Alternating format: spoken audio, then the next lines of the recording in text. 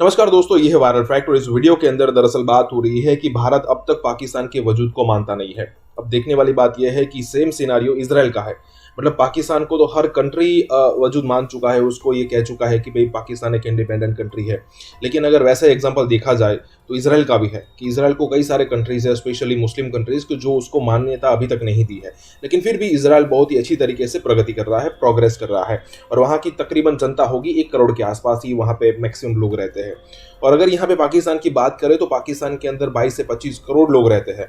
और देखने वाली बात यह है कि अगर मान लीजिए कि भारत उसको नहीं मानता है, मतलब एज ए कंट्री नहीं मानता है, फिर भी आपको क्या फर्क पड़ता है? मतलब पाकिस्तान के लोगों को क्या फर्क पड़ता है? उनके पास तो उतने ही मौके हैं जितने भारत के पास मौके हैं। और भारत 130 करोड़ की आवाम की जो जरूरत है, जनता की जो जरूरत है, उसको पूरा करने के लिए यहाँ की गवर्नमेंट ट्राई कर रही है।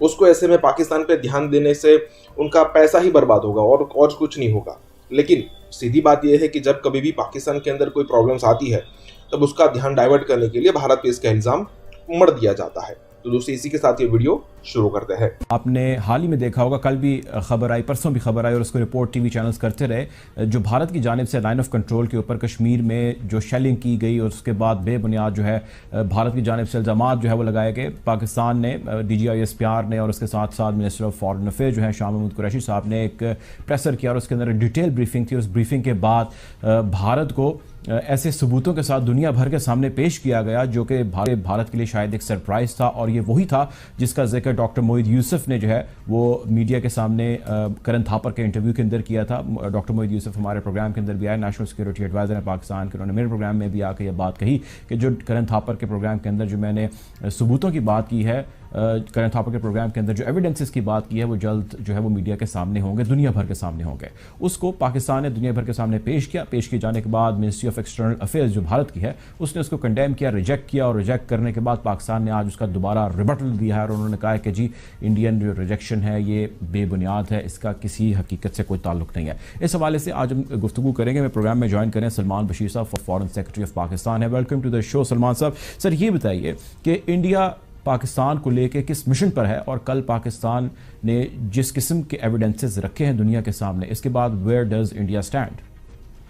देखिए जी, बात यह है कि हिंदुस्तान ने खासकर जो मौजूदा हिंदुस्तान की हुकूमत है, इन्होंने बिल्कुल वाज़े तौर पर कहा कि जी हम पाकिस्तान के वजूद को तस्लीम नहीं करते एक लिहाज से।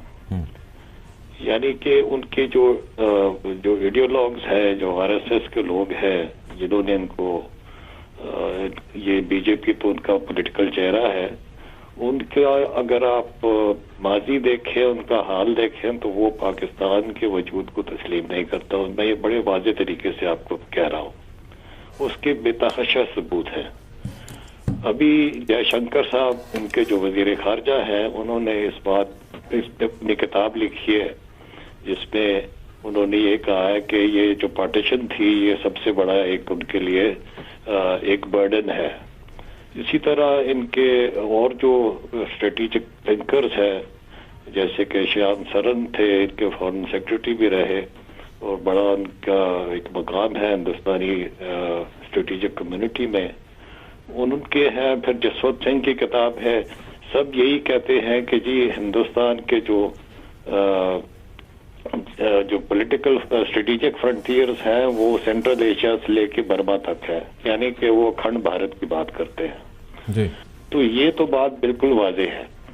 अब उनका इस हुकूमत का खासकर एजेंडा ये है कि पाकिस्तान को डिस्टेबलाइज किया जाए, और उसके लिए इनके जो नेशनल सिक्योरिटी एडवाइजर है मिस्टर धोवल, उन्होंने बिल्कुल वाज़े तरीके पे कहा कि वो पाकिस्तान में ये तखरीबकारी को हवा देंगे। इसके जो सबूत है, एक तो कुलभूषण यादव है, मगर उसके अलावा जो परसों DGISPR वजीर खारजा ने जो वाइट पेपर निकाला है या डोसियर निकाला है, उसमें उन्होंने बहुत वाज़े तरीके से विद एविडेंस सबूतों के साथ, ऑडियो वीडियोस के साथ उन्होंने ये एक्सपोज कर दिया है हिंदुस्तान की ये जो तखरीबकारी की और टेररिज्म के अंदर जो इन्वॉल्वमेंट है उसको। मगर ये एक लिहाज से एक एडिशनल चीज है।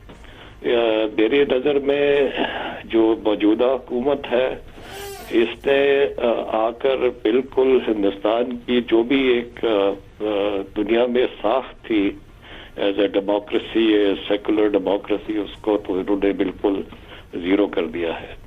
اور اب اس پہ ہم نے جب یہ ہم دنیا سے کہتے رہے تو انہوں نے اس طرف پہلے بازی میں توجہ نہیں دی، مگر اب جو ہم نے بہت واضح طریقے سے اور ایویڈنس کے ساتھ ہندوستان کے گیم پلان کو ایکسپوز کیا ہے، تو اس سے میرے خیال میں یہ ساری دنیا کو اور خاص کر اس خطے کے جو ممالک ہیں، بنگلہ دیش ہے، نیپال ہے، مالدیوز ہے، سری لنکا ہے، اور جتنے کنٹریز نیبر ہیں ہندوستان کے، ان کو اس بات کا اور زیادہ، ان کو پہلے بھی احساس تھا، اور زیادہ احساس ہوگا.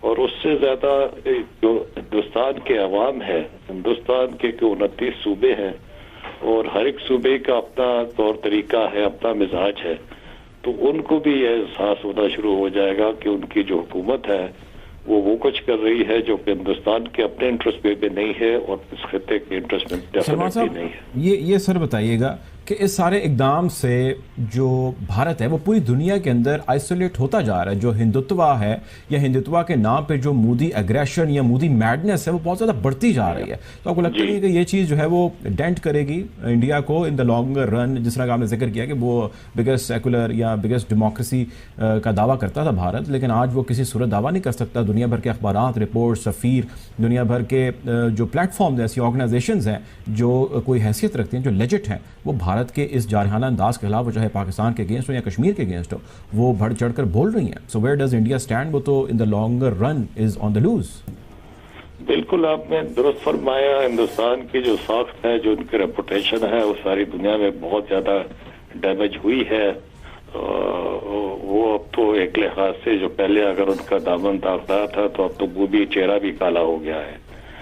اور اس کا سب سے زیادہ احساس ہندوستان کے نیبرز کو ہے، اور ہم دیکھ رہے ہیں کہ پاکستان کو چھوڑ دے، نیپال، مالدیوز کے اندر بہت اینٹی انڈیا سینٹیمنٹ ہے. بنگلہ دیش میں بھی لوگ سوال اٹھا رہے ہیں.